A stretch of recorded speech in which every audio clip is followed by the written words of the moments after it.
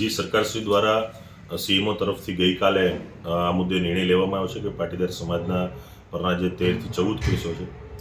ગાંધીનગરના 8 કેસો, અમદાવાદના 3 કેસ, સુરતના 2 અને એક મહેસાણાનો મળી આવા દરેક કેસોને પરત ખેંચવાનો અમને નિર્ણય લેવામાં આવ્યો છે અને આજે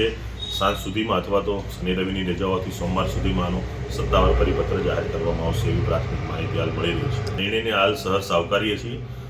સત્તાવાર જાહેરાત થાય ત્યારે એના પર વિશેષ પ્રતિક્રિયા આપીશું અને અત્યારે જે નિર્ણય પ્રાથમિક રીતે જાહેર કર્યો છે એ ભૂપેન્દ્રભાઈ પટેલ અને એની સાથેની સમગ્ર ટીમ, અધિકારીગણ અને સમગ્ર સરકારનો મેં આભાર.